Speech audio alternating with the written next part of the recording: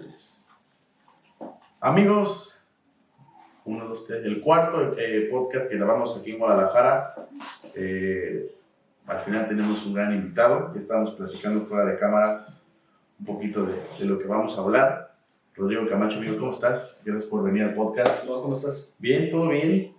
Con calor aquí en Guadalajara. Ya les decía que es la primera vez que vengo, entonces bastante bien. Un poco pesado el calor, pero bueno, ahí en la tarde se pone un poco más fresco, ¿no? Eso es hasta cierto punto un crimen que nunca hayas venido a Guadalajara. O sea, bienvenido más que nada y por supuesto gracias por la invitación, por dejarme estar aquí contigo, por tomarme en cuenta, pero sí es un crimen que nunca hayas venido a Guadalajara. Sí, tampoco, bueno, apenas voy a probar las tortas ahogadas, nunca las he probado, entonces... ¿Cómo crees? Tengo que probarlas, por ahí me decían que están buenas, a otros no les gustan, por allá un amigo que anda ahí atrás, pero bueno, vamos a empezar a platicar. Antes de entrar a detalle con el tema del fútbol, etcétera, en 3 palabras, ¿cómo te definirías?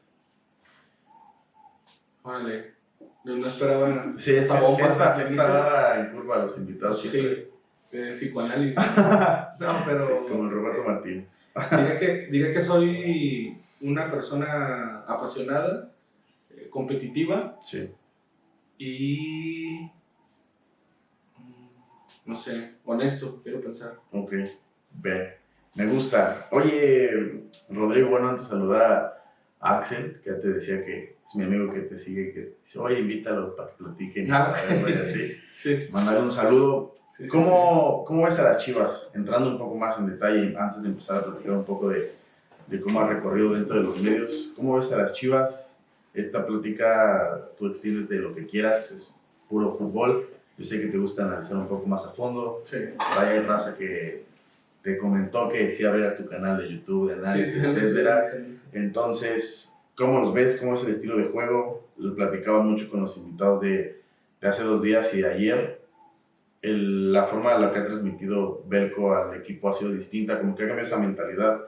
Y ahora Chivas ya sabe ganar a pesar de no tener como un buen partido como tal. Lo platicábamos esa vez contra León, que decíamos que no había sido la mejor noche, pero que al final habían ganado. El equipo ya se le ve una idea diferente, ya también tiene un poco más de rotación, pero con jugadores con sentido, o sea, usándolos en su posición, aprovechando como sus cualidades principales y a partir de ahí generando como cada estilo, pero partiendo de cómo se para el rival.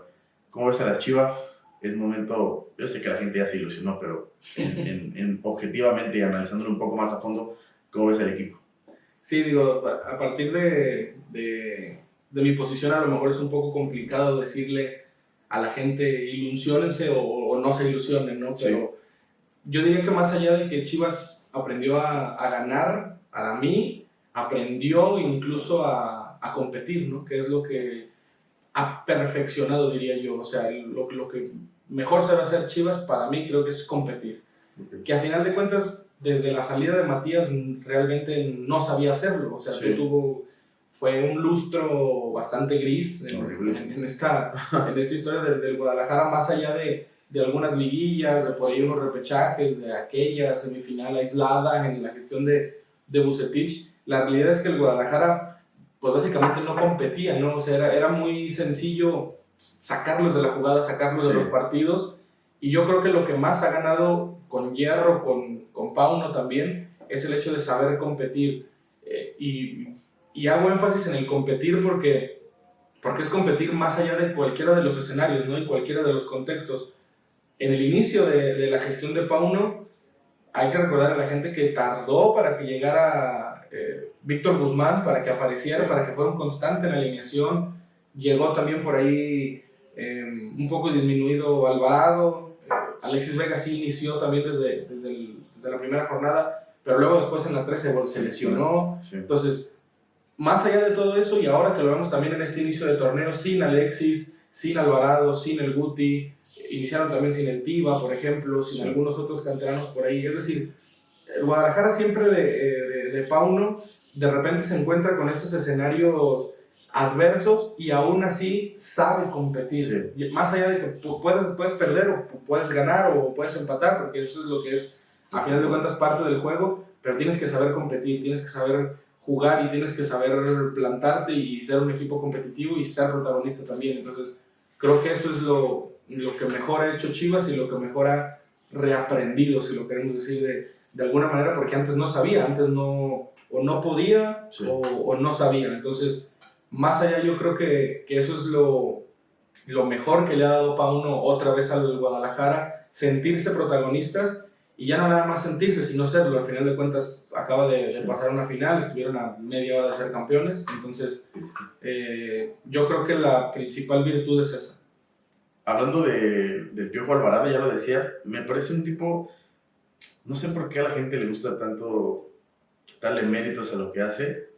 Quizás, obviamente, influye mucho el hecho de que es de Chivas, entonces el resto de los equipos, ahora que está con selección mexicana, la afición como tal no va a admitir que es un buen jugador, porque es de Chivas y porque entonces tiene la 10, y entonces porque antes era de Cruz Azul. Entonces, entre ese pique, les cuesta trabajo, pero me parece que, al menos en liguilla, como cerró el torneo, yo diría que o sea, dejando a un lado, por ejemplo, al Pollo Briseño, me parece que Alvarado fue el jugador más importante de la liguilla, salvo el primer partido que le costó trabajo un poco contra el Atlas, en cuartos de final. En la vuelta marcó diferencia, contra el América también lo hizo, y en la final, bueno, mete un golazo, que al final, bueno, circunstancial o de forma accidental o como sea, no se gana esa final. Pero ¿cómo ves tú, cuando has estado ahí en persona, más de cerca, el rol del Piojo? Porque llegó con dudas y yo me atrevo o me atreví a decir de mala forma que era un intercambio entre Antuna y él era lo mismo. Me parecían jugadores de roles similares. Ahora que lo ven Chivas, el tipo puede tener un rol en un juego, puede adaptarse de otro lado, puede jugar como interior, puede ser volante, puede también asistir, puede anotar. Entonces me parece que todas las herramientas que tiene él para aportar al equipo de forma ofensiva, me parece que a mí, hasta ahora, ha sido el jugador al menos más importante en este último lapso, como de 2-3 meses, en el estilo de Belko.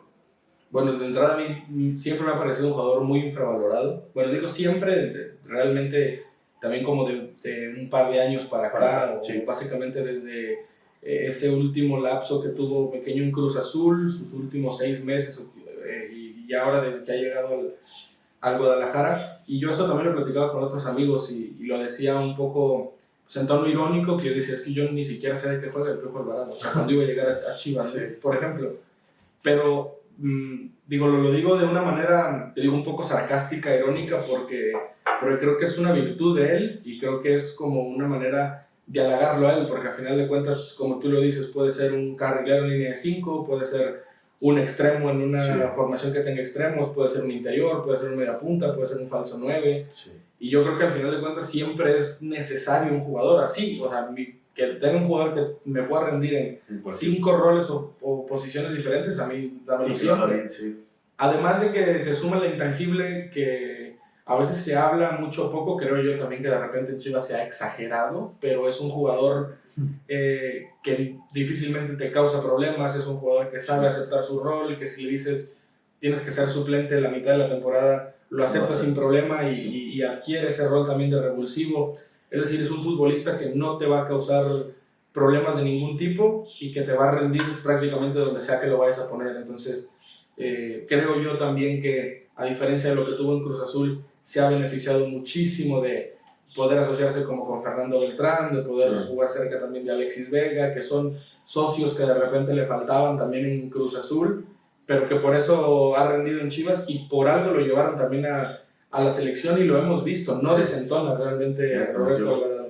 A mí me parece de verdad un jugadorazo, obviamente guardando los escenarios y las escalas de lo que en México puede ser, ¿no? Claro. Pero digo yo, de verdad, para mí es un jugadorazo y lo dices bien, para mí después del Pollo Briseño, el mejor jugador de Chivas en la liguilla pasada. Y el Pollo que aprovechó su oportunidad también y se reivindicó porque venía tragando banca, venía como no tenía tantos minutos, y él lo platica por ahí con Pablo, con el Gordo Pix ahí en su entrevista hace como 2 semanas, que ya no veía como una luz para ser titular constante y al final, bueno, aprovechó sus virtudes.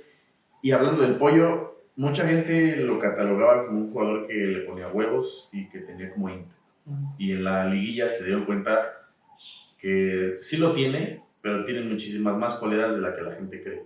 También se le hace mucha burla o lo estigmatizan mucho y le ponen etiquetas por el hecho de que festejaba barridas y era tan eufórico, y en ese lapso entonces Chivas no estaba como en el mejor momento, entonces ahí se quedó la la etiqueta, pero a mí me parece ser un tipo que tiene buena lectura, que tiene buen juego aéreo.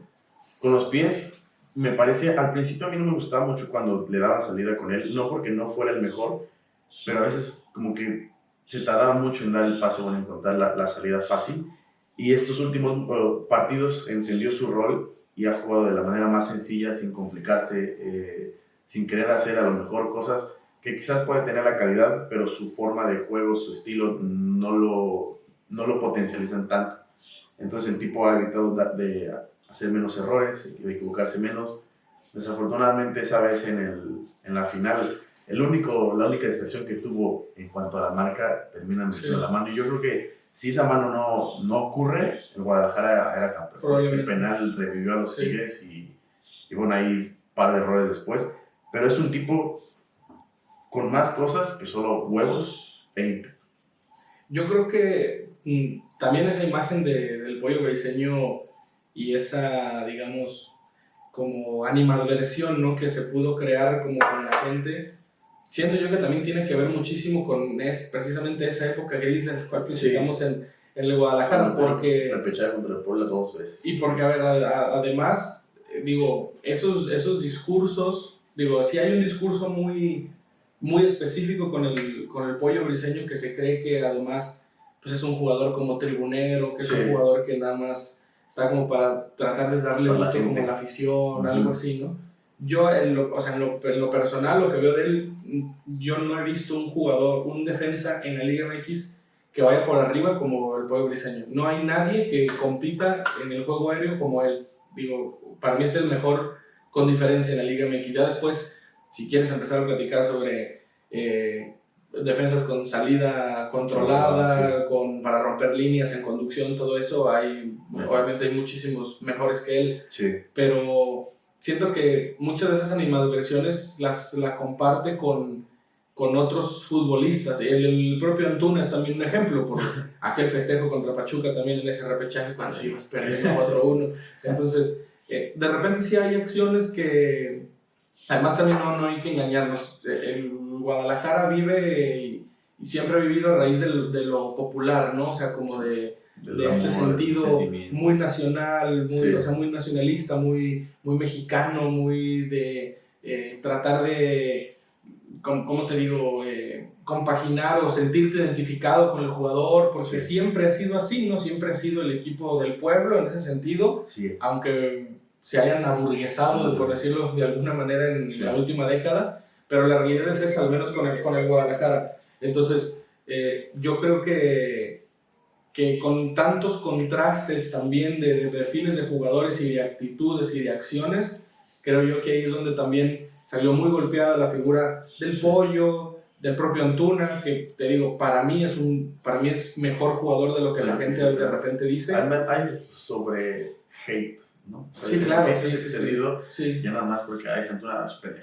Como que de repente se busca también un target, ¿no? Como que a ver con quién me desquito y si ya me dio razones, y aparte, pues el tipo como que siento que tampoco se ayuda. O sea, en vez de tranquilizarse o controlar un poco su impulso, el tipo cuando lo sacan, lo buchean y se ríe, y se burla de la gente. O sea, le da como más argumentos, les pica el orgullo a la gente y les da más cosas, entonces ahí la gente no perdona y les vale madres y tal. Sí, me parece un buen jugador. Pero bueno, volviendo al menos en el tema del Pollo Briseño, yo creo que sí, digo, a final de cuentas, siempre me ha parecido un caso muy curioso y una vez lo platiqué con él después de una entrevista. Algo te dice que haya sido jugador y además capitán de la selección sub-15, 17, 20, 23 y que no haya tenido un llamado a selección mayor, ni siquiera uno. Entonces hay algo ahí muy, pues no sé si extraño, digo, no me refiero a algo turbio ahí. Pero pues algo... No, pero me parece un jugador muy interesante en ese sentido, porque no solo era un jugador, sino que era el capitán de todo ese proceso formativo de una generación.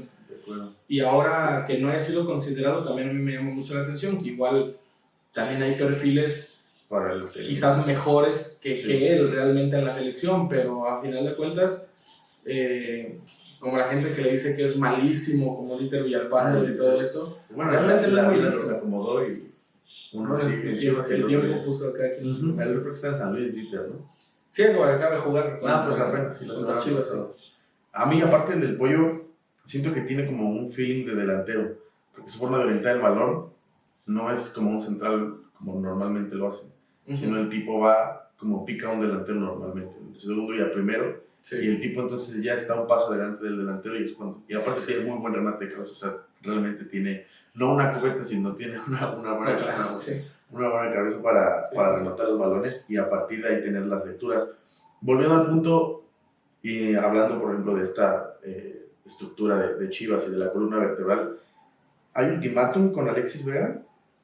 ¿Crees que...? Porque lo platicaba, por ejemplo, con Juanca de la Voz Rojiblanca, y decía que no puedes hacer de un tipo con tanta calidad sabiendo lo que te puede aportar en un buen momento, como por ejemplo el partido que más tengo marcado, me acuerdo mucho contra León, el torneo pasado donde pone 2 asistencias y el tipo jugó bastante bien. Sí. Pero él decía que por lo que le pagan, por lo que sabemos que es, a lo mejor sí no ha llegado como a ese punto que todos sabemos que puede llegar a ser. Mucha gente está desesperada, salió el rumor de Tecatito a Chivas, entonces vendan a ver a Tigres y traigan a Tecatito. Para mí no era una opción tampoco ideal, porque aparte el tipo sí tiene un rol bastante marcado en el esquema de Pauno.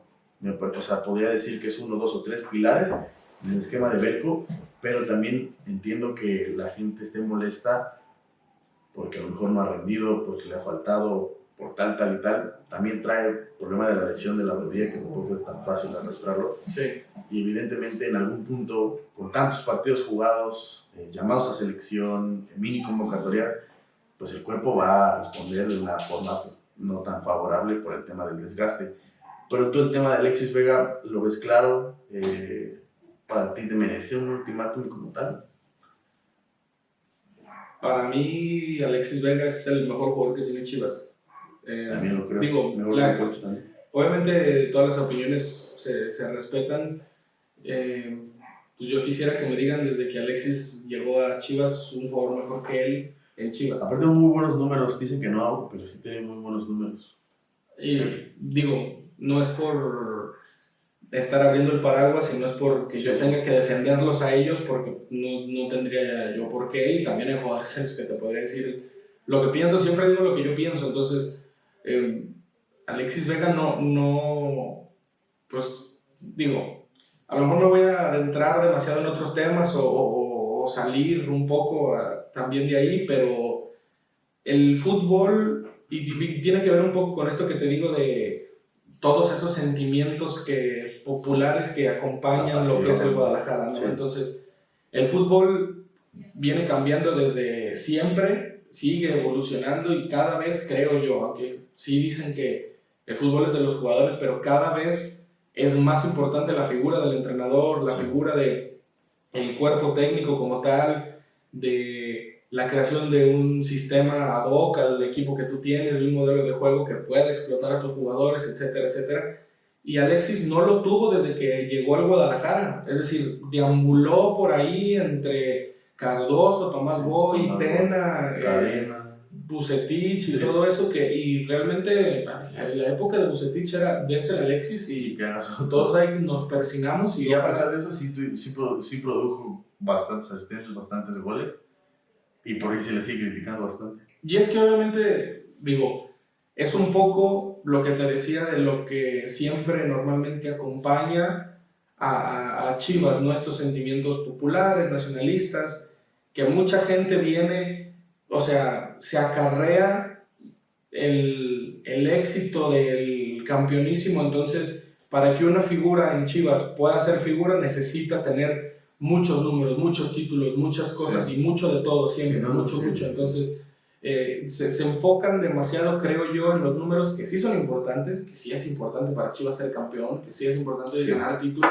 Pero el contexto importa también, ¿no? Exactamente, entonces Alexis Vega, salvo ahora con Pauno, no tuvo un contexto ideal para rendir él. Es decir, hay muy pocos jugadores que pueden rendir en cualquier contexto y estamos hablando de jugadores de la élite absoluta, ¿no? O sea, digo, voy a poner un ejemplo, no porque estén al nivel, porque claro que no están al nivel, pero por ejemplo, ¿qué era de Kevin De Bruyne antes de encontrarse con Guardiola en el City, por ejemplo, ¿no? Y explotó su potencial. Y deambuló por Alemania, estuvo en el Chelsea, es decir, hasta que encontró un contexto ideal para él y alguien que pudiera aportarle también otras herramientas, terminó de explotar el jugador que es. Y no digo otra vez que se estén comparando Alexis con De Bruyne, o que sean del nivel, o que sí. sea una situación similar, pero un jugador sí necesita de un contexto para poder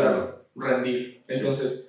Y lo dices bien, porque desgraciadamente también el año pasado, en el 2022, Alexis junto con otros fueron de los jugadores que más carga tuvieron, porque fue torneo tras torneo, sí. Y cuando había una pausa lo llevaban también al All-Star Game de la MLS contra la Liga MX, y también jugaba un montón de minutos, y luego se vino el Mundial, y luego otra vez regresar a hacer pretemporada con Chivas. Es decir, sí hay un problema ahí físico con él por el tema de las lesiones, que eso sí son muchas recaídas, pero digo, en el tema de que Alexis le deba algo a Chivas o le deba algo a la afición de Chivas, pues si Alexis debe, no quiero saber cómo están los demás, o sea... Y a mí me parece que en esa final contra Tigres en la vuelta estaba haciendo un buen partido, o sea, solamente lo mismo, creo que sale por el tema de rodilla, pero creo que lo estaba haciendo bastante bien, incluso creo que pone las dos asistencias son de él, bueno, creo que sí, o él empieza la jugada, el tiempo que ver en la acción de la jugada, pero la gente también se lo olvida de si no metes gol no sirves. Entonces... Sí, pero por eso te digo, se convierte mucho en un tema más de cómo creo que yo también es un buen reflejo de cómo la gente ha ido entendiendo el fútbol y la percepción que tienen de lo que es un buen jugador y un mal jugador, la gente. O sea, es revisar la lista y ver cuántos goles y cuántas asistencias tienes, y si no tienes, pues no eres un buen jugador, porque lo leí yo también sobre Fernando Beltrán, que era un jugador que no tenía asistencias o que no tenía goles, y que por eso no era un jugador trascendente. Pues también yo te digo, si Fernando Beltrán no es trascendente en Chivas, quiero saber quién sí, o sea, pero esa es mi opinión.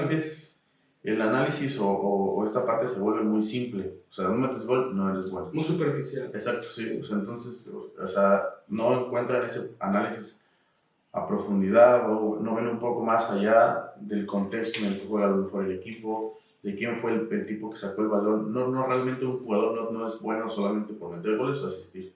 Se importa mucho qué aporta también más allá de los números, ¿sabes? O sea, ¿cuál es su función y cuál es su rol en el equipo? Por ejemplo, no es para echar cohetes o hacer una fiesta, pero el 2-1 de Chivas en León no se entiende a partir del pase de Beltrán a Guzmán, que fue el pase que rompió esa jugada, al final de cuentas. Sí, León estaba un poco partido, estaba quizás mal parado atrás, o lo que quieras, y fue una excelente transición de Chivas. Sí. Pero es un pase también de Fernando Beltrán, que fue el que al final de cuentas termina por concretar ese contragolpe. Luego la asistencia es de Guzmán y el gol es de Yael Padilla. Y Beltrán no sube a la hoja de registros, pero quien lo vio sabe lo importante que fue. Sí. Que el pase del Pocho yo creí que ya se había pasado. Sí, lo sentí muy fuerte y dije, y nada, porque ya creo que el ímpetu, esas ganas que tiene un debutante, pues lo hicieron alcanzar el balón. Amigo, hablando ya un poco más de tu persona, ahí veía la parte en Twitter, que eres analista táctico en el Barça Innovation Hub, que es, para la gente que no lo conoce, ya es un mundo más a profundidad de lo que pasa en el fútbol, pero ¿qué es? Y de ahí, o sea, a partir de ahí, ¿cómo es que das ese paso para empezar a meterte un poco más de lleno? ¿Pero qué es? El sistema del Barça Innovation Hub, o sea, ¿cómo? Es como una... es como una, por decirlo de una manera, una especie de universidad digital, por ejemplo, o un centro educativo, mejor dicho, un centro educativo digital, aunque también se imparten cursos de manera presencial, según tengo entendido yo, pero yo al final de cuentas ya tenía la intención de buscar algo que me acercara mucho más al análisis de juego. Entonces, el Barça Innovation Hub tiene... yo hice los cursos de analista táctico, el básico y el avanzado, y por ahí también entré al Barça Coach Academy también en los primeros niveles, pero también tienen de nutrición, de marketing, muchísimas cosas, muchísimas cosas, procesos de rehabilitación, de fisioterapia, de muchísima medicina deportiva. Todo eso se puede encontrar también ahí. Entonces, bueno, yo busqué algo, como te digo, que me ayudara un poco a entender mejor el juego, o que me adentrara un poco más a la manera de analizar, o buscar mejorar mi manera de analizar también el juego, y por eso lo tomé. Y a final de cuentas el curso está un poco más, sí está enfocado en la figura del analista dentro del cuerpo técnico o de la institución, porque sí te hablan mucho de los procesos comunicativos que debes de llevar con un director técnico, con un cuerpo técnico como tal, cuál es realmente la figura del analista dentro del club, dentro de la institución, cuáles son tus tareas, cuáles son tus responsabilidades, etcétera, etcétera. Pero yo lo tomé porque quería adentrarme y mejorar mi análisis como tal. Esto te da una ventaja ahora, por ejemplo, tienes entrevistas y a la hora de platicar, por ejemplo, vi una foto que tienes con Belko, te da una oportunidad de entender más qué es lo que quiere decirte cuando entrevistas a, no sé, un cuerpo técnico, a un jugador, a un auxiliar, etc. A mí me ha pasado con entrenadores, porque luego de repente, digo, no, tampoco es algo oculto, ni estamos descubriendo el hilo negro, pero de repente uno también en los medios que trabaja también, pues depende un poco de los temas que se quieran hablar, del mismo medio, qué es lo que creemos que interese, todo eso. Entonces de repente yo no he podido explayarme todavía en una entrevista al 100% con un técnico, de decir solo voy a hablar de lo que yo quiera nada más, ¿no? Porque al final también podría ser un poco egoísta, porque sé que hay gente a la que no le interesa solamente eso, también hay otros temas de los cuales tenemos que hablar, pero sí, digo, porque le ha pasado también a otros compañeros, mejor dicho, aprovechas también esos momentos fuera de cámaras, que ese es el previo y el post a realmente la entrevista como tal, que a veces es lo más enriquecedor, donde ahí sí, hasta también los propios protagonistas, como se saben fuera de micrófonos y fuera de cámaras, también son un poco más auténticos y también son más abiertos en otras cosas, y eso me ha ayudado sí para con algunos entrenadores, porque el entrenador de cierta manera sí percibe que traes un chip un poco diferente, o sea, sí percibe que quieres hablar sobre todo de fútbol, de táctica, de un poco más de esos aspectos que para mí desgraciadamente no se tocan todavía demasiado en los medios como en los que trabajo, pues, pero a final de cuentas sí te abre un panorama distinto tanto con el entrenador como con el cuerpo técnico, porque de entrada creo que empiezan un poco a percibir que pues tus intenciones no son amarillistas como las de para sacar la nota, como los de otra gente, de que quieran entrar de chismes o cosas así, sino que realmente estás haciendo un esfuerzo por entender las intenciones que al final de cuentas ellos tratan de plasmar, y que yo lo hago para después tratárselo de comunicar a la gente, o sea, para que la gente también, no porque digo que la gente deba ser como yo o deba saber lo que yo, pero que creo que al final creo que es muy valioso que la gente aprenda cada vez más sobre el juego como tal. A mí me causa mucho ruido el hecho de que, por ejemplo, en conferencias de prensa, los entrenadores realmente ya saben lo que les van a preguntar. Poniendo un caso, por ejemplo, ahí en España, el Chiringuito y todos esos medios, con los jugadores que acaba de traer el Real Madrid, realmente lo único que le preguntaban al fichaje era: ¿te gustaría jugar con Mbappé? ¿Cómo ves Mbappé? Y Mbappé, y Mbappé, y tal. Y a mí me parece un poco... Digo, entiendo que ese es el rol como del programa, y aquí en México habrá otros que tengan un sistema, o sea, similar, la forma en la que llevan el programa.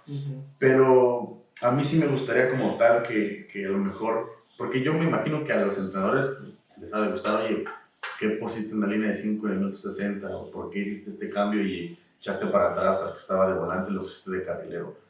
Pero también entiendo que a la gente, ya lo dijiste, no a todos les llama la atención como entender el parado táctico. Ellos quieren escuchar: ¿por qué perdieron? No, pues, está bien, y ya, ¿sabes?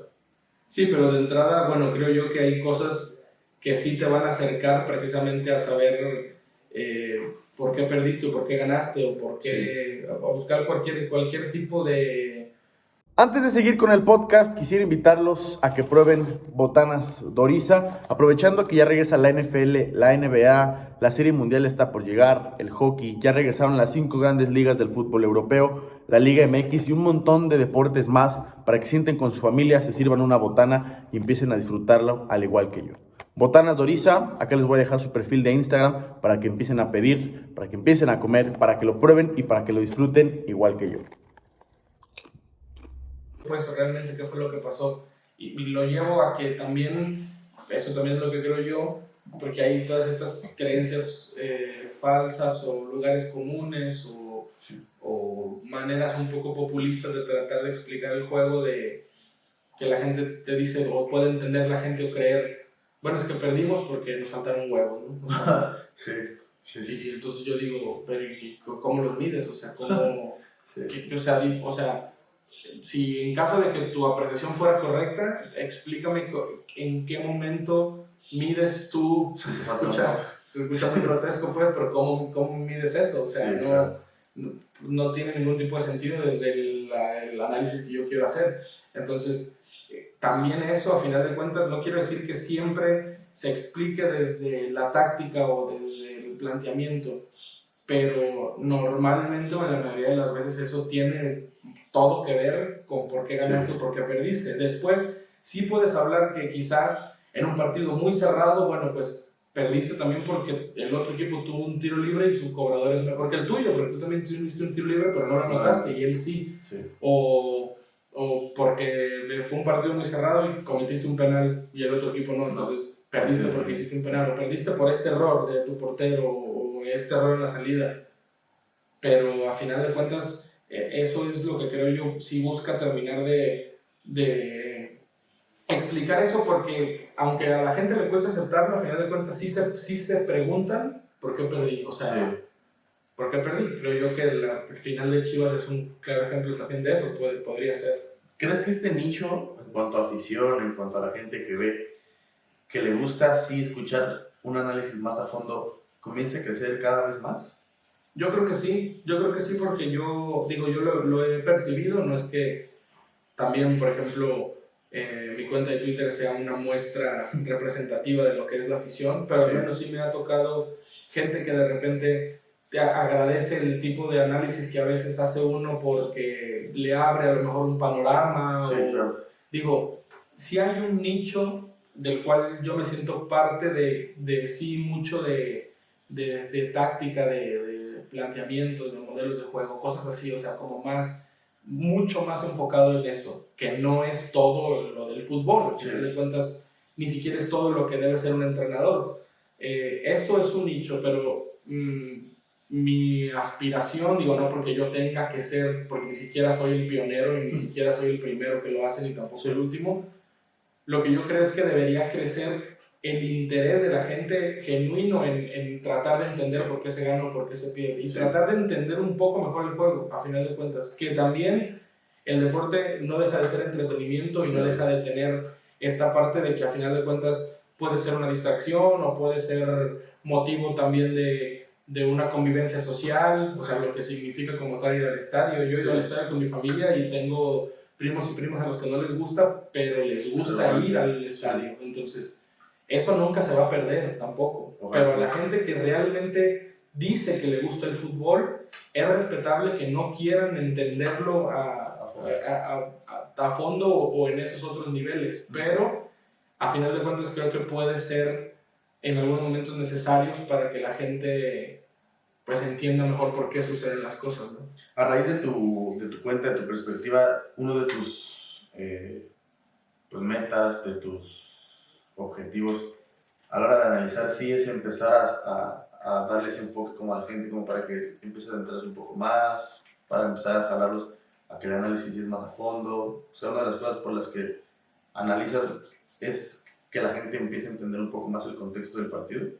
Un poco sí, pero sobre todo porque creo que es mi trabajo y mi responsabilidad. Y al final creo que marca una diferencia, y digo, no voy a quitarle mérito al trabajo de otras personas en los medios, ni de reporteros, etcétera, pero sí es diferente el hecho de que tu trabajo sea más abierto, no sea como tan a lo que comúnmente ya se conoce, sino un tipo que sí es reportero, va a cubrir los partidos, etcétera, pero que a la hora de interactuar da más detalles. Y me parece que eso, no sé si tristemente o desafortunadamente, no hay todavía tantos reporteros que les guste llevar esa. Y es respetable, obviamente, pero creo que para la gente que sí les gusta, me parece que sí es algo bueno.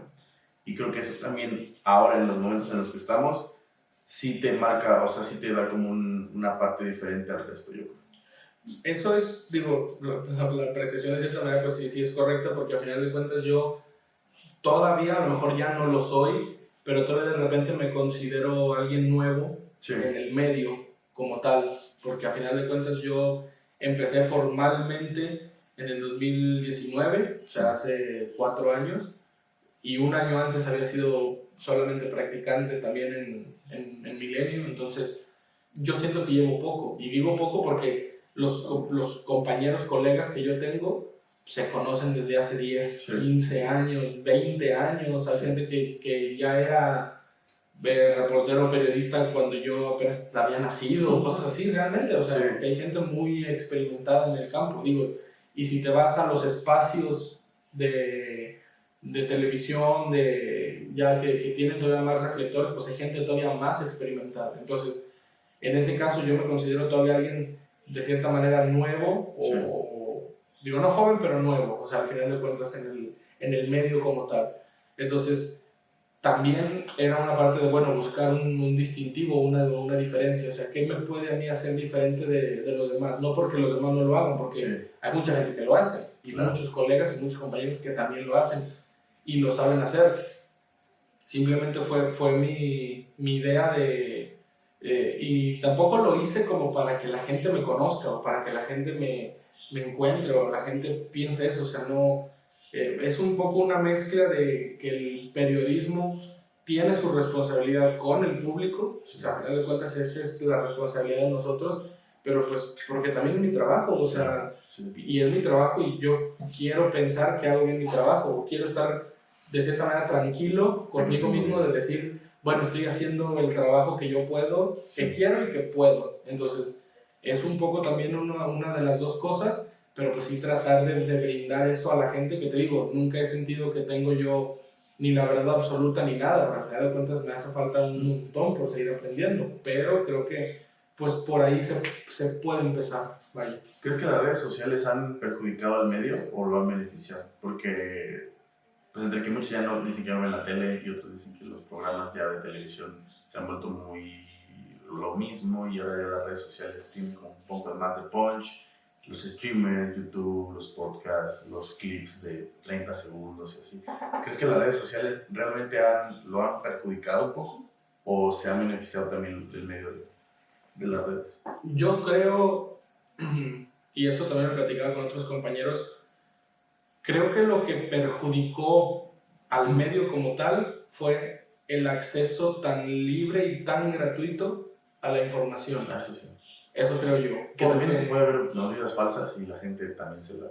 No, bueno, y también, bueno, ahí tendríamos que entrar en otro tema de que se vuelve casi hasta educacional de la misma gente, de que, y no es culpa tampoco 100% de la gente, sino que pues a nosotros nadie nos enseñó a tratar, bueno, digo, a mí sí, pues porque eso estudié, pero digo, a la gente no le enseñaron a saber diferenciar una noticia verdadera de una falsa, o cómo contrastar, o cómo, si me encuentro algo, qué tengo que hacer para asegurarme de que sí es verdad, o sí es cierto, o sea, dónde más puedo buscar, dónde más puedo hacer esto. Eso mucha gente no lo sabe, mucha gente no en ese sentido, el tema de las redes sociales, de la viralización de la información y de todo eso, sí le llegó a mucha gente de golpe, porque no estaban preparados para tanta información. O sea, me refiero a tanta información porque antes uno controlaba mucho más la información a la que accedía. Sí.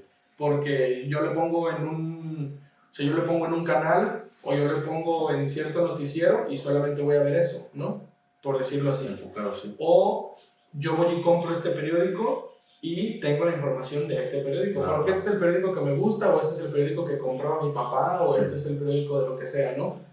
Y ahora la gente entra a Facebook esperando ver las fotos de sus sobrinos o de quien sea, y cada que hace scroll sale una nota de un medio y luego otra, y luego otra, y luego otra, y luego las falsas, y luego las amarillistas, y luego, o sea, y es demasiada información para la gente, sobre todo que no estaba preparada a recibir tanta información. Sí, fue de golpe, sí. Y a lo que yo iba digo, suena sencillo, a lo mejor hay muchísimos temas más detrás, pero antes cuando los cuerpos de redacción eran espectaculares, Sí. había muchísima gente trabajando en un periódico, Sí.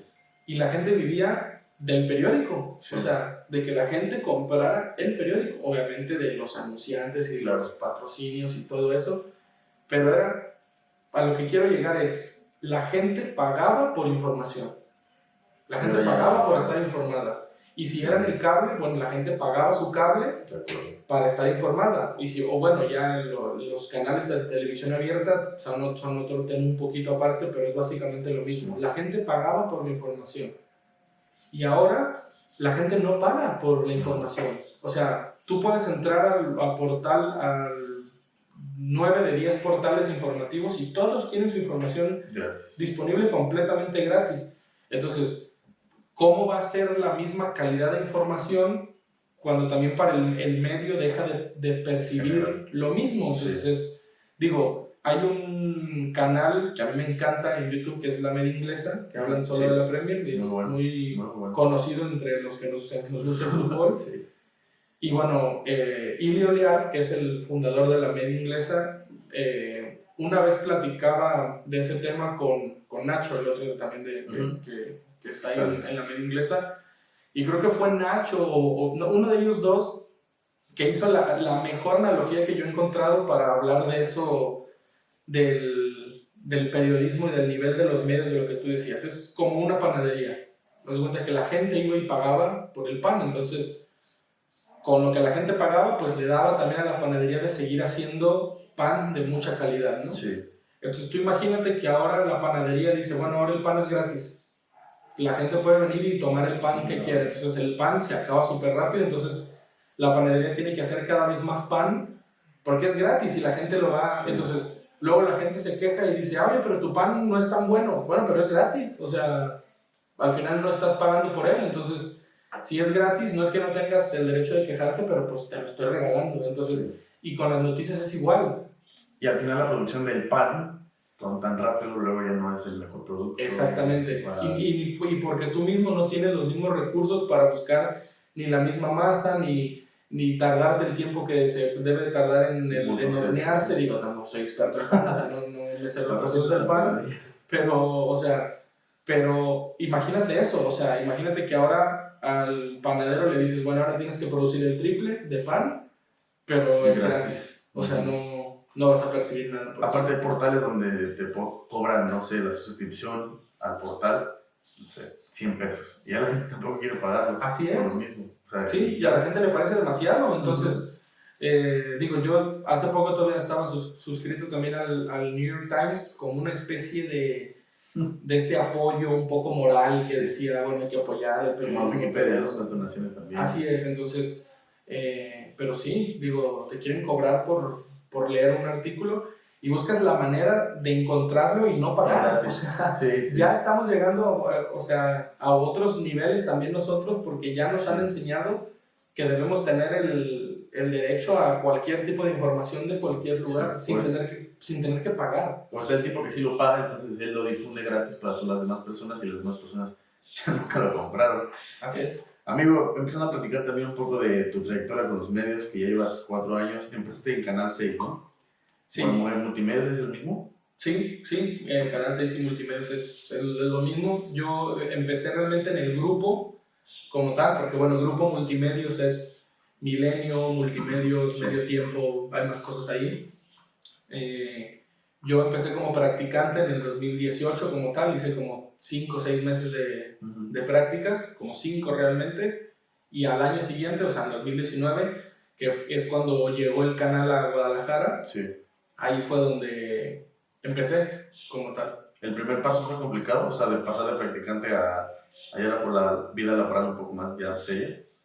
Afortunadamente ese tiempo de practicante sí pude percibir lo que era la reporteada como tal. Digo, me hacía falta conocer un montón de cosas, pero ya podías percibir porque ya me tocaba ir pues a los entrenamientos, a otras cosas, y al final de cuentas realmente yo aprendí de ver, o sea, de ver qué hacían los demás. Sí, con el Así empecé a aprender un poco. Entonces, lo que sí me costó, creo yo, todavía incluso más, porque al final de cuentas a mí me encantaba ir al evento y luego regresar a la redacción y tomarme mi tiempo para escribir la nota para el periódico. Es algo que yo disfrutaba un montón. O sea, ¿te gusta escribir?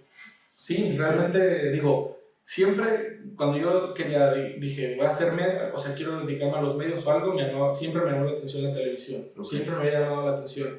Y a la parte de la prensa escrita le hacía un poco el feo, que no está padre. pero ya que lo viví, creo yo que me gusta muchísimo más escribir que hacer televisión. Y desgraciadamente ahorita ya no escribo, salvo que yo quiera, como por en un tu blog. parte. Sí. Ajá, pero todavía me gustaría tener pues ese otro trabajo también un poco a la par de poder escribir. Lo que me costó fue empezar a hacer televisión. Sí, es muy complicado hacer tele. Pues para mí sí fue de cierta manera. Sí fue de cierta manera complicado, pero digo, también el editor que yo tuve en Milenio, yo me acuerdo que nos decía desde un principio, mientras mejor sean escribiendo, más fácil se les va a hacer televisión como tal. Porque digo, no es lo mismo, o sea, en televisión no dices lo mismo que dices en tu nota, pero sí te ayuda, o sea, la agilidad que yo de repente siento que puedo tener al escribir, aunque obviamente sí me equivoco y borro, pero esa agilidad de poder estructurar y crear oraciones y todo eso, creo que sí me ayudó mucho a la hora de televisión de también saber que crear quizás son oraciones más cortas, pero sí me ayudó muchísimo el saber, o sea, no sé cómo explicarlo, pues, pero la agilidad mental. Me ayudó mucho el saber escribir para luego hacer televisión. Sí, porque entonces ya tienes la idea de cómo estructurar oraciones que tengan sentido. Así es. Y en un lapso de una cápsula tan rápida y que tienes que no trabarte y que se te entienda y que tenga sentido. En la parte de la gente también en la tele, pues no perdona, porque este güey ya se equivocó. Claro, sí. Y pum, ya la gente es así. Como el fútbol también, al final, lo platicaba yo con Quique, o sea, pasa yo creo que en todos lados, en todas las empresas, pero el hecho de tener un foco tan específico, porque toda la gente ve la tele, toda la gente ve el fútbol, entonces ya también te condena que la gente un error y pum, te haces viral y tal, como pasa en noticias de espectáculos donde, no sé, Pedrito Sola que se equivocó de nombre con la mayonesa, entonces tantas cosas que al final pues la gente, pues es así, o sea, tú dale una herramienta y la va a afilar hasta que ya se le acabe el filo, ¿no? Sí, estoy de acuerdo. Digo, quizás lo complicado también fue eso de aprender a sintetizar muchas cosas, porque pues tiene que ser más prensa escrita puedes explayarte a veces no. Sí. Pero digo, también tiene sus retos, pues, pero obviamente también me gusta. ¿Cuál fue tu primera cobertura como tal cuando dijiste, estoy emocionado porque me toca ir acá o me toca ir a este partido o una entrevista? Bueno, porque ya vi que estuviste con el Canelo, ¿no? También. Sí, digo, realmente mi deporte favorito es el tenis. Ok, sí vi las fotos. De hecho, mi primera cobertura fue cuando todavía estaba yo en la universidad. Digo, yo tenía muy claro como que dónde quería empezar a aprender o tener como estos espacios para equivocarme y cosas así. Entonces, mientras yo estaba en la universidad, yo escribía para unos sitios en línea, obviamente sin que me pagaran nada, pero yo lo veía como una práctica, ¿no? Porque además era un poco parecido la relación que luego me encontré en la redacción, o sea, tenías un jefe de cierta manera, como un jefe de sección, y luego había jefes más arriba. Más arriba y cosas así. Entonces empecé a escribir sobre todo de tenis en una web. Después me buscó otro chico, literal así por mensaje de Twitter, me buscó un chico de Argentina que tenía una página de Argentina, y digo, porque sí estaba muy marcada, era mucho sobre tenistas argentinos, cosas así, pero al final de cuentas pues había que hacer las notas de los Grand Slams y cosas así, ¿no? Entonces él también me invitó a que escribiera para su web y yo lo vi como otra oportunidad y también empecé a escribir ahí. Pero ese chavo ya tenía tiempo, digo, con esa página, estaba de cierta manera bien posicionada, digo, lo suficiente como para conseguir acreditaciones en torneos. Entonces, en el 2017 conseguí la acreditación para ir a cubrir el torneo de Acapulco, cuando todavía estaba yo como... no, era estudiante 100%. Estudiante 100%, literalmente platiqué con los profesores y les dije que me dieran oportunidad de faltar. Y me fui toda una semana a Acapulco, que se escucha como espectacular, pero pues fue realmente a cubrir el torneo. Y fue mi primera experiencia, pero es hasta ahorita la que más me ha gustado o la segunda que más me ha gustado. Te voy a decir, es una anécdota. Yo apenas el de este año, en diciembre, hice una cobertura en radio para el Mundial. Yo hacía mi sección, me invitó una cadena, igual, de gratis. ¿Lo fuiste a Qatar? No. Okay. Iba a ir y al final pues dije, no, pues es que pues, no te vamos a pagar, entonces pues, no vayas. Aparte yo voy en segundo semestre, entonces... Pero me dijeron, pero mira, está esta chance, tú lo puedes hacer así. Dije, pues sí, obviamente es experiencia, práctica, no les iba a decir que no. Y ya, entonces el chiste es que es una cadena ahí de MBS en Guerrero.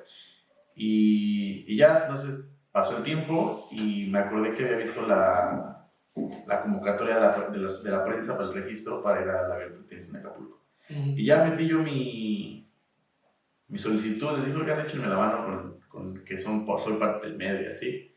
Al final, porque me tardé en meterla, pues ya no había espacio porque temas de pandemia, de salud. Sí. Pero bueno, está curioso porque, bueno, tú ya fuiste y yo medio lo intenté. Al final me tardé por temas de que ya no había tantos espacios y que las acreditaciones eran específicas, como limitadas, cierto, los primeros que se metieran, no sé, la verdad no sé. Sí. Pero bueno, está curioso. Para ti, hablando de tenis, te voy a tener una pregunta.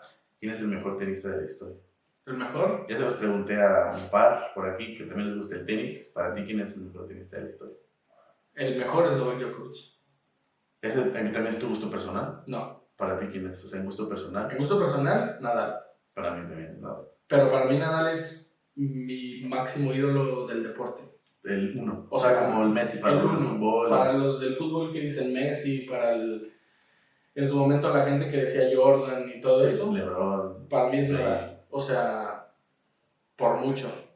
Claramente es Nadal. O sea, yo por eso te decía, desde una perspectiva un poco como de aficionado, sí. Muy a mi pesar, te tendría que decir que Djokovic, pero porque, digo, es objetivamente muy difícil argumentar que no lo es. La gente que le quita mérito es porque no se vacunó, por su forma de ser, que es más sí. Así, pues Nadal, Federer, más abiertos, más con los niños. Bueno, que yo, Novak también, no creo que sea una mala persona, pero bueno, lo estigmatizan también mucho porque no se vacunó y por su forma de ser. Pero, por ejemplo, para mí, Nadal también es el mejor de la historia.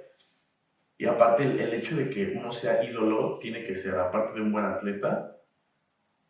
Yo siempre he dicho que para ser un ídolo tienes que ser buen atleta, pero aparte buena persona. Y eso Nadal me parece que lo tiene muy marcado. O sea, el tipo es, digo, no lo conozco, pero por ejemplo, Pablo Longoria, que le mando un saludote, platicamos hace como 2 meses, me dijo que igual su máximo era Nadal, que se fueron a cenar y que un tipazo. Y se ve, o sea, la perspectiva la ves desde que tú ves los juegos y el tipo cómo sale, cómo saluda. La mentalidad que tiene, la foto que tiene donde está brincando y cabrón, brinca muy cabrón, claro. Es magnífica. Entonces, para mí Nadal también es fantástico. O sea, tipo... Yo creo que de los tres, Nadal es un mejor deportista incluso. Sí. Porque yo creo que, digo, y Djokovic lo ha dicho en un par después de torneos, por ejemplo, hubo un torneo a finales de 2021, creo, que Djokovic tenía que jugar, creo que ganando un partido aseguraba el número 1 al final del año. Y ganó ese partido y al siguiente partido perdió con un jugador, digo, no era un cualquiera, pero un jugador que en teoría tendría que haber ganado. Y sí aceptó un poco que él iba como enfocado en asegurar lo del número 1 del mundo. Y digo, no que lo demás no le importara, pero ya pasaba como a segundo término. Sí. Y yo no he visto, digo, la gente podrá creer que yo lo digo porque es mi ídolo, pero yo creo que Nadal es el mayor competidor en la historia del deporte, el mejor competidor en la historia del deporte y la mejor mentalidad en la historia del deporte. En ese sentido, yo creo que Nadal sí está por encima, no te quiero decir un escalón, dos, muy por encima, no, pero está por encima de Djokovic y de Federer también en la manera de competir, o sea, lo que para él significa competir. Sí. Si yo compito, o sea, yo juego tenis porque me gusta competir, eso lo he dicho, pues. Sí. Me gusta más competir que ganar, por ejemplo. Entonces, esa filosofía a mí me encanta. Además, tú que lo sigues también, el hecho de lo castigado que ha sido por sus lesiones, por un montón de cosas, y que haya tenido toda la carrera que tuvo con todas sus lesiones, no sé si hay otro deportista igual de castigado e igual de exitoso. Sí, porque hay tipos talentosos, se lastiman y ya no van a ser los mismos. Así es. Y Nadal, bueno, la historia lo dice. Te voy a tirar otra pregunta y digo, hay una sección específica para eso, pero con corazón o sin corazón, puedes responder a como tú quieras. ¿Carlos Alcaraz va a superar a Rafa? No.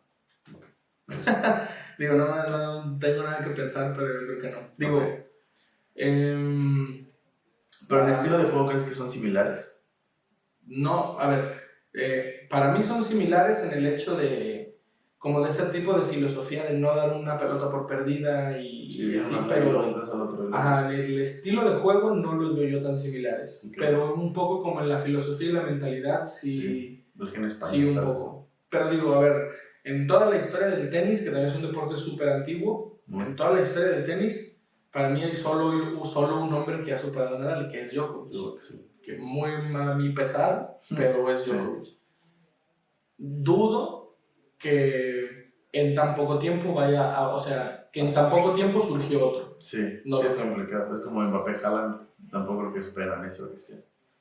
Mira, yo creo que tiene que ver un poco también con lo mal acostumbrados que estuvimos como con esta etapa, del deporte, ¿no? O sea, desde Federer, desde Jordan o desde Federer, Nadal, Djokovic, y luego Messi, Cristiano, Phelps, Bolt, Serena Williams, que para mí también es lo máximo. Wow. Sí. Hay una normalización del éxito. Tom Brady también, que cree que tan fácil es ganar tantos anillos. Sí. Bueno, yo ahí... ¿Eres anti-Brady? Omito un poco. Sí, o sea, yo no soy anti-Brady. Yo no soy pro-Brady, o sea, pero mira, me cuesta trabajo aceptar como de, bueno. Te voy a decir algo. Para mí, Tom Brady es el deportista más sobrevalorado de la historia. El más sobrevalorado. Pero es la máxima leyenda en la historia de la NFL. Pero sin ninguna duda. O sea, no debe caberle a nadie el mínimo tipo de duda que es la mayor leyenda en la historia de la NFL. Pero como deportista, es el más sobrevalorado de la historia porque no está bajo ninguna circunstancia al nivel de Jordan, de Federer, de Phelps, de Foles. A ver, Brady es... A mí cada que sale el tema me encanta. Y sus temas son, ahora se sus victorias, y luego vamos a platicar porque tampoco yo no soy pro Brady. Un Super Bowl lo ganan porque los Seahawks con Marshawn Lynch. Y eso, si te vas... Los Falcons, de una forma increíble. Sí.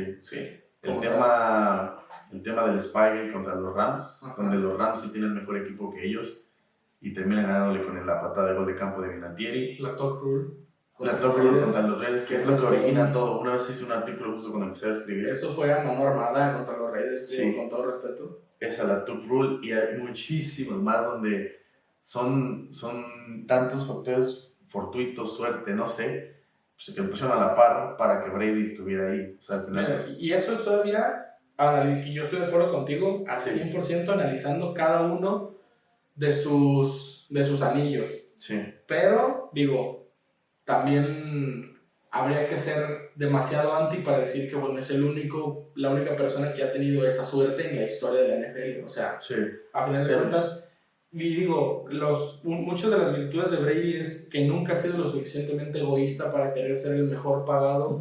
Y eso lo ha llevado a que sus equipos puedan rodearlo de muchísimas más figuras de lo que están rodeados otros jugadores. Pero a lo que voy yo es... De repente sí hay hay que agarrar como el mejor de cada deporte y decir que de ahí se hace un top, por ejemplo. Pero Brady, más allá de que sea la máxima leyenda de la historia de la NFL, es un jugador que de entrada, en su disciplina, solo juega uno de 3 roles.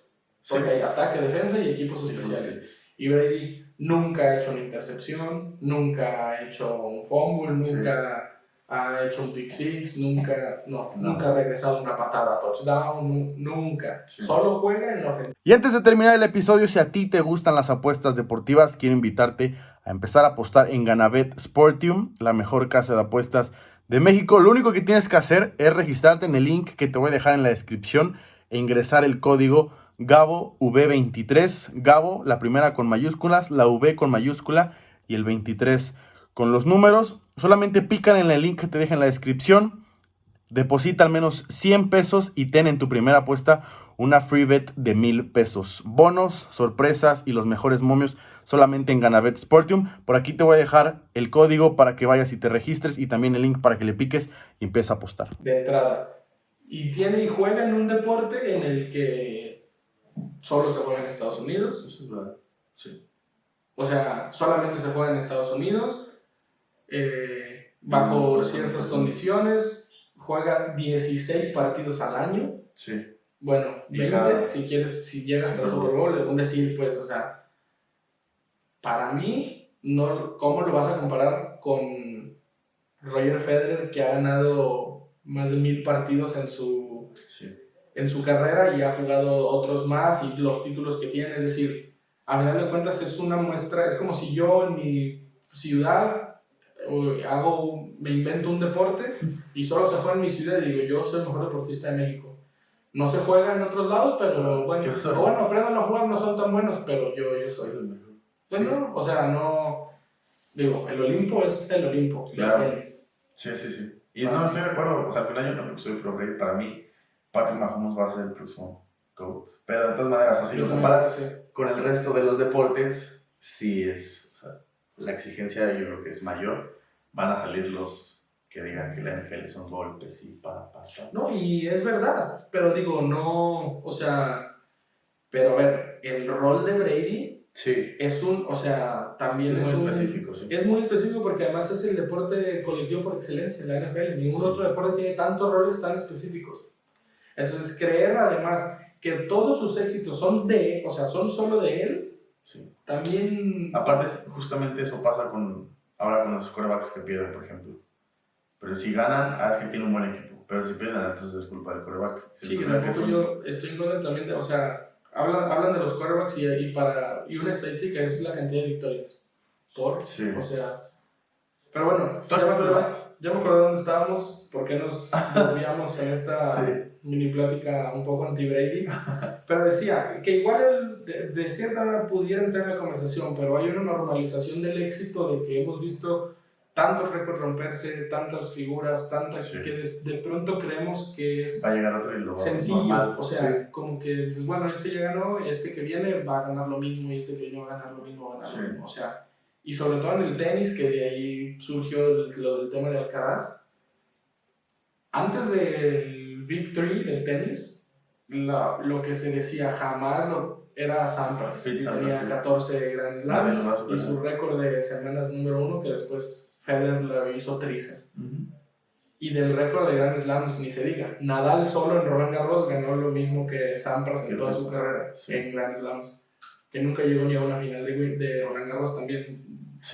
Entonces, estos 3 marcianos, aliens o lo que sean, llevaron la conversación a un punto en el que no estaba ni siquiera en el imaginario de nadie. O sea, ganar 20 Grand Slams es demasiado para quien sea. Entonces, y como había otros 2 que también lo hacían, entonces la gente que fueron contemporáneos, además, es increíble. Yo no creo, si bien a lo mejor no sé si va a poder alcanzar también ese nivel o esa competitividad junto con otros que estén a su nivel. Es que 20 Grand Slams son de verdad demasiados. Es que aparte uno ganaba y hacía que el otro también quisiera ganar más, y a la par crecían. Así es. Rafa, si te está viendo esto, el podcast. Amigo, hablando de Fox, ¿cómo se presenta la oportunidad ahora que ya vas pues, escalando, que ya estás buscando tener un poco más. Pues dijiste que no el nombre, pero bueno, tu trabajo habla por ti solo. ¿Cómo se presenta la oportunidad de estar con Fox ahora? Se abre gracias, como creo yo, a una cadena de... Se liberó este puesto y esta persona se fue para acá, entonces ahora necesitamos a alguien aquí, entonces ahora alguien en ese otro lugar. Eso creo yo. También se lo debo en gran parte a Natalia León, que es una amiga que también le mandamos un abrazo. Que sí la conozco. Y un saludo. También belga. Ajá. Que de repente se da sus vueltas, creo, también a Guadalajara. Entonces... ¿Dónde vive? Aparte yo vivo allá en Ciudad de México, entonces... Le voy a decir, Nat, si estás viendo este lado. Así es. Entonces, a Natalia la invitaron o se dio que se dio la oportunidad de ir a Ciudad de México a ser parte ya del grupo de talentos de Fox Sports para estar en transmisiones, en programas, como conductora de Central Fox, etcétera, etcétera, después de que ella había sido corresponsal de Fox acá. Okay. Entonces se libera ese lugar de Natalia y pues un poco por recomendación de ella también, y que después me vino a buscar la gente de Fox, porque pues evidentemente tenían que buscar un corresponsal. Entonces ahí se abre la oportunidad, me buscaron y pues realmente no me la pensé. Sí, obviamente. ¿Cómo te sientes ahora con Fox? ¿Bien? ¿Va todo bien? ¿Sí notas un crecimiento de la primera cobertura que hiciste a la última, que es hoy? Claro. Sí. Digo, y al final en cuanto a enlaces, a reportes, todo eso, digo, eso es muy cliché, pero sí hay veces que de repente no me cuesta como esto de asimilar y creérmela, porque, a ver, no es... A mí me encanta mi trabajo y lo presumo y lo que sea, y estoy encantado, pero no es más importante que otros trabajos. Claro. O sea, cada uno es importante. Digo, con todo respeto, mis papás son médicos y para mí ese tipo de trabajos, o un bombero o algo, es más importante, creo yo. Pero es un trabajo que de repente, bueno, pues puedes tener ciertos reflectores, o sobre todo por esto de que hacemos televisión o así. O la gente te empieza a identificar y, como dices, no te empiezan a seguir o te empiezan a comentar o a preguntar o así. Todo eso sí a veces me llega un poco como el síndrome del impostor, como que digo, no sé si de verdad, o de verdad, de verdad seré bueno, de verdad lo estaré haciendo bien, o no sé, sí de a veces me cuesta, trato de que no se convierta en dudas y cosas así para luego hacer mal mi trabajo, pero la verdad es que es increíble, digo, a mí me cambió la vida en el sentido de que yo sí pasé por un proceso ya en el cierre de ciclo de Milenio, por ejemplo, Grupo Multimedios. Los últimos tiempos que estuve trabajando ahí sí me cuestionaba mucho a mí mismo si era lo que debería hacer, si debería seguirme dedicando a eso, si tenía futuro ahí, si era bueno, si era malo, si mejor buscar otra cosa. Sí me estuve como cuestionando muchas cosas si de veras estaba haciendo las cosas correctas. Sobre todo me cuestioné mucho yo mismo. No tanto el hecho de cómo está el campo de trabajo, de competencia de eso, sino... llegué a pensar así, decir, creo que no soy bueno, creo que no soy suficientemente bueno como para mis aspiraciones, por decir algo así. Entonces, cuando vine a buscarme Fox y como me buscaron pues de que sí me hacían saber como que sí les interesaba yo, cosas así, me cambió obviamente la perspectiva, y después poder ir para allá, conocer a toda la gente que ya me ha tocado conocer, los compañeros que tengo ahora, etcétera, etcétera, me cambió la vida de cierta manera para bien, obviamente. Sí, obvio. ¿Tú no quisiste ser médico? ¿Vale? No, la medicina no te gustaba. Cuando salí de la prepa, hice trámites para ser médico, y afortunadamente no salí en listas. Pero realmente no. No te movía a ti si no estaríamos grabando el podcast y estaríamos en un hospital. Sí, pero no, quizás sería una persona no infeliz, porque digo, al final de cuentas siento que cuando cuando algo me gusta trato de hacerlo bien, y había por ahí una rama de la medicina que sí me llamaba la atención, pero la realidad es que no. O sea, mejor dicho, me lo hubiera pasado preguntándome qué hubiera, hasta dónde hubiera logrado si hubiera... Exacto. Okay. En ese sentido sí, digo, por eso te digo que bueno que no, Sí. Sí. que no pasó nada ahí. Oye, ¿cuál ha sido ya hablando un poquito de las coberturas y así, ¿cómo te fue con el Canelo? Por ahí veía la foto. Uh-huh. ¿Cómo te fue con el Canelo? ¿Sí es un tipazo? Es un tipazo. Sí. Es un tipazo, es una persona muy educada, es... Canelo en el podcast. Ojalá que viniera. Una persona que yo creo que sabe exactamente el tipo de deportista que es. Sí. Pero digo, como experiencia, fue una experiencia muy cortita porque como pasa a veces en el medio y nos pasa en el trabajo, llegamos un poquito a la carrera, a la cobertura, porque, porque sobre todo, esa vez debo de aceptarlo, cuando llego tarde yo acepto y digo, esa vez llegué tarde.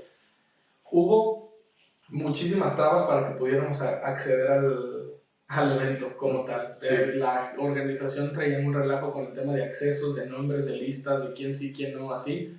Hubo una gente que se portó súper bien para que pudiéramos hacer la entrevista.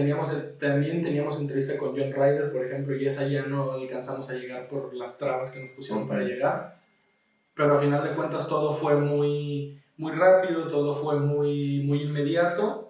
Y a final de cuentas era como de, bueno, ya viene Canelo, cuando llegue son 3 preguntas y nada más 3 preguntas. Entonces, obviamente traté de medio aprovecharlas. Sí. Y claro, a mí siempre, o sea, todo eso a mí me encanta porque al final de cuentas es un poquito lo que platicábamos antes, el hecho de yo verme un poquito por afuera, que estoy con uno de los máximos representantes del deporte del país, pues también me llena a mí de satisfacción. Entonces, o al menos me confirma que sí puedo ir como por ese camino correcto. Pero sí fue, obviamente siempre es una gran experiencia entrevistar gente así, ¿no? ¿Andabas nervioso? No. ¿No? No, si soy sincero, la verdad es que no. No, estuve un poco más nervioso, por ejemplo, cuando me quedó con Julio César. Me impuso un poquito más como esa figura y lo que venía detrás de él. Pero con Rafa, por ejemplo, pero con Canelo no me... Tranquilo. No, es parte también de lo como crecer, creo yo, en el trabajo. Sí. Siempre, bueno, a mí siempre me pasa o siempre tengo como ese sentimiento de hay que hacerlo bien, pues no tanto como de nerviosismo, sino como de hay que hacerlo bien, o sea, como que salga bien. Porque claro. A mí, o sea, realmente me repatriaría tener la oportunidad de hacer algo importante o algo bueno y que salga bien. Entonces, siempre traigo yo como esto de que salga bien o que esté bien hecho. Y a lo mejor desgraciadamente, pero en el trabajo o en este oficio o profesión, sí humanizas muchísimo a las figuras. Sí. Entonces, creo que también es parte de esta humanización que vamos logrando cada uno de nosotros con ese tipo de deportistas. Al final, yo creo que también después de tantas entrevistas de un par y así, como que los nervios no se te quitan, o sea, la emoción yo creo que no se te quita, pero ya no te sientes como de, ya no te entra el deseo de que no la voy a cagar y así, porque, no porque lo veas más normal, pero bueno, entonces el hecho de que estés siendo recurrente con ese tipo de invitados lo hace más fácil, entonces también tú te sueltas más y el resultado es mejor. Me pasó una vez que estuve platicando con Mario Kempes justo para el podcast y creo que ese fue un parteaguas porque dije, manos, este güey pues un campeón del mundo. Mario Kempes es crack mundial. Porque la tercera entrevista que hice en el podcast fue con Claudio Suárez, que él es de donde soy yo. Entonces me ayudaron a contactarlo y muy buena onda. Pero bueno, así puede ser reconocido como a nivel internacional, un poco más en México quizás. Pero cuando fue lo Mario Kempes, dije, güey, pues, o sea, representa que fue un campeón del mundo. Representa que fue goleador, que fue un Europa, que aparte los niños lo conocen a lo mejor por el FIFA.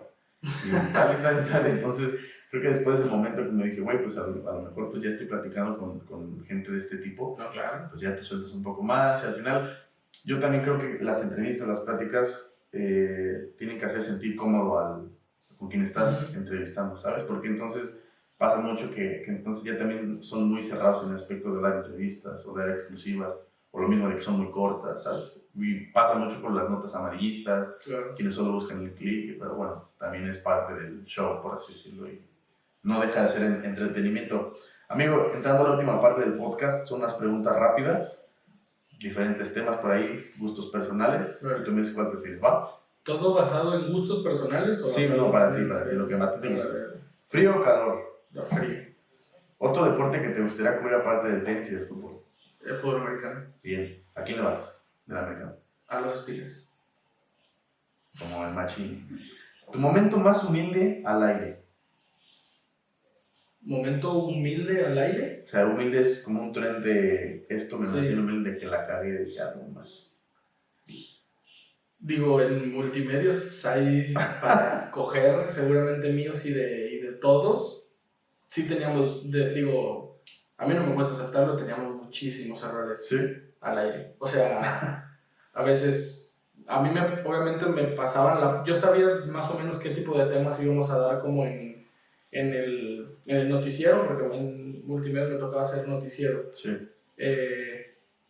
Pero a veces había un error ahí del switcher o de las cabinas y eso, y salía al aire yo así leyendo con mi celular porque casi siempre, sobre todo, por ejemplo, imagínate en una goleada, no sé, 6-0 del City a alguien, pues Sí. obviamente siempre me mandaban a mí la pauta y yo tenía en mi celular el minuto y el gol y Sí, todo, ¿qué le entonces metió? Sí. muchas veces me sacaron al aire leyendo así con mi celular de, y ahora es así, o sea, O sea, ya no pactando poniendo la imagen, sino ya estarías tú literalmente. era yo, literalmente yo leyendo. Obviamente eso es un error de todos Sí.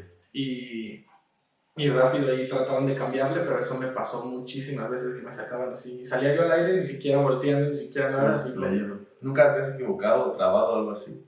O por ejemplo, ahora con Fox nunca te has trabado. Digo, al menos así como que se note mucho, Sí. yo creo que no. ¿No? Digo, prefiero, por ejemplo, si veo que no me va a salir algo, hacer como un silencio y luego tratar de, aunque sea rápido, pero buscar como otra palabra o buscar cambiarle un poco de rumbo, a estar tartamudeando así mucho, creo que no me ha pasado, salvo que alguien tenga un clip, pues lo comparta, pero creo que no. Por ejemplo, hace como un mes platiqué con Luis Mario Sabret Ah, claro. y me El decía gran que... Mario Luis, paisano también, Un saludo. compadre, hermano, Buena y onda. tapatío de, según él, tapatío. Sí. Y me decía que él sí una vez, no me acuerdo, eran tres en el noticiero que de Central Fox, estaban entrevistando a Pizarro, Ujú, y le preguntaban que por qué se iba a ir al Inter de Miami, ujú. que si era por más dinero. Y él dice que se les muteó el sonido y que el Pizarro les había hecho una pregunta, ¿ustedes serían por más dinero a ESPN? Pizarro le hizo la pregunta Ajá, a pero Luis ellos- Mario y a ellos. A Luis Mario y a ellos, creo que eran dos chavas, no me acuerdo quién eran las dos chavas, pero eran ellos tres, Seguro Mónica Redondo. Yo creo, sí. Una de ellas. y se les muteó el sonido y los tres dijeron sí, entonces se hace el clip y ya me contó que se hizo clip y, Wow. y los cagaron, pero era su jefe. Entonces, ellos no sabían porque, oye, ¿por qué acaban de hacer? Pues ellos no tenían ni idea de que, como no lo escucharon, O sea, ellos no escucharon ni siquiera la pregunta. No. Dijeron sí. nada más escucharon, ¿ustedes qué harían? Ah, ya.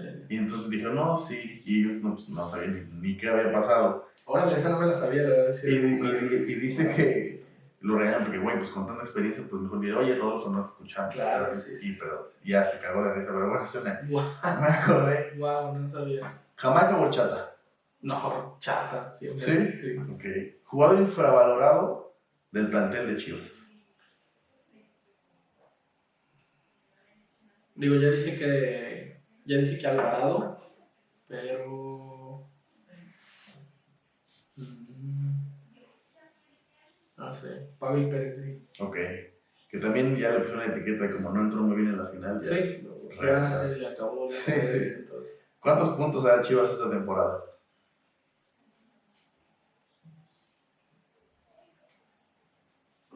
36, Bien. Todos han dicho más de 30, me gusta. ¿sí? De todos los que has entrevistado en Chivas, jugadores, ¿con quién la has pasado mejor?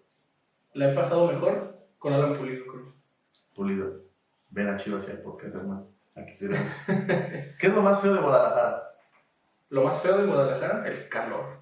Bien. No el calor, ya te decía hace rato, Sí, como ¿cómo se siente el sol? Porque Hace más calor en Monterrey, y he estado en Monterrey. Hace más calor en Sinaloa, toda la familia de mi papá es de Sinaloa, y he estado en Sinaloa y se siente también el calor.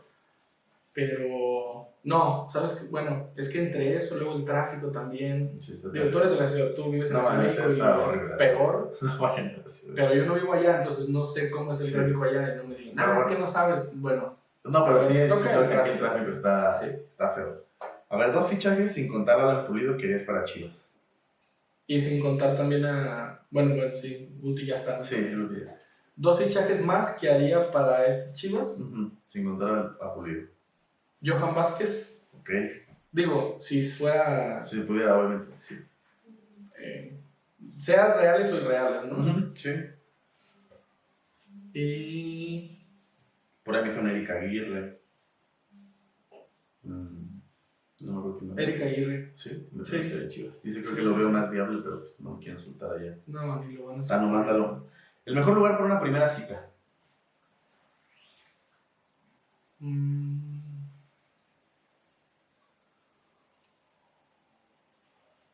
Yo creo que el cine. ¿Sí? Bueno, a mí me encanta el Eres el cine. primero que me dice cine. Todos han dicho, no vayan al cine. Es que dicen que no, pero. Que porque no puedes hablar con otra persona. Bueno, es que, digo, a ver, me imagino yo la primera cita como que vas al cine y luego vas. A otro lado, sí. Exacto. A comer. Y yo, a mí me postres. encanta, el cine, me encanta. Digo, no soy obviamente experto en nada. ¿Ya viste Spider-Man? Sí, Muy buena, ¿no? muy bueno. Sí, es muy buena. Muy bueno, muy bueno. Me encanta el cine y me encanta esto, como que dice Tarantino, de la experiencia que es como para todos los que están en una sala ver la misma Compartir, película. Sí. O sea, a mí eso me encanta como esa perspectiva. Entonces, ya tienes una experiencia única solo con esa persona. Sí, sí. Porque si te gusta la película, Te vas a digo, acordar, ojalá te yo guste fui la con película, esta dices, persona. fui con esta persona. Sí. Eso es muy bueno. Y bien que mal, dependiendo cómo salgan las cosas, Sí. cada que veas esa película, Te vas a acordar de con quién tú te vas a estás. acordar de esa persona. Entonces, Es verdad. ¿por Bien. qué no? ¿Cuál es tu botana favorita? ¿Botana favorita? Me gusta mucho hacer así como distintos tipos de... Un mix de todo. No, me gustan, por ejemplo, como poner sabritas, doritos y como Ok. salchichas. Sí, así. sí. Sí. Ok. Las tortas ahogadas del 1 al 10. ¿Qué tan buenas son?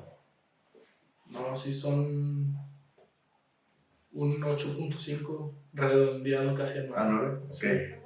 ¿Cómo va a quedar Chivas hoy? Estamos grabando el 13 de julio, juega Chivas Necaxa en la noche. Juego contra Necaxa, yo creo parecido como con San Luis. 3-1 más o Yo menos. creo Diferencia de 2. un 3-1, 3-0, sí. Va. Y las últimas A ver 2. si no. Si hoy, si hoy tuvieras a Rodrigo Camacho, que apenas empezaba y que empezaba en los medios, que metió sus trámites para ser médico, a lo que quieras, si hoy lo tuvieras de frente, ¿qué le dirías? Digo, depende la etapa, pero le diría que tuviera mucha paciencia. Que tuviera mucha paciencia y que sea un poco más cuidadoso en general. Me gusta. Y por último, ¿qué consejo le darías tú a la gente que ahora te sigue en Twitter y que quiere como estar trabajando contigo? A la gente que tiene un sueño, que quiere ser actriz, cantante, pintor. Que tiene un sueño en la vida para mañana, para dentro de 1000 años. ¿Tú qué consejo le podrías dar? Obviamente lo importante es que les guste y que les apasione, pero eso no es como un consejo, creo que es algo que ya deben de traer. Mi consejo sería que se preparen. O sea, que se preparen, que vivan y o sea, respiren, coman, cenen eso que les apasione. O sea, si es bailar, pues cenar mientras bailan, y si es otra cosa, lo que sea, dedicarle muchas horas a eso. Pero muchas horas. Me gusta. Amigo, pues con eso terminamos la plática. Se pasó muy rápido. Sí. Platicamos de un chingo de cosas. Estuvo Así muy es. buena la charla. Te agradezco que hayas venido desde Tepa. No, hombre, gracias a ti. Aquí tienes tu espacio. Estoy seguro que no será la última vez que haremos algo. Ya vendré más seguido. Lo prometo. Muchas gracias, amigo. Fue un gustazo. No, gracias a ti. Gracias a ti, me la pasé muy bien. Sí, a la raza. Suscríbanse, denle like. ¿Y dónde te pueden seguir? Me pueden seguir en Twitter, Instagram, @Rodrigo Camacho_. Espero próximamente en YouTube. Ya lo voy a invitar yo también para que lo vean. Jalo. me pagues la visita. Saludos, por favor, a mi esposa, que luego se enoja porque luego dice que nunca hablo de ella. Pero no me preguntan, entonces no. Pero sí, obviamente. La segunda plática del podcast. Así es. Sobre tu esposa. Nos vamos, un saludo. Nos vemos la próxima semana. Chao.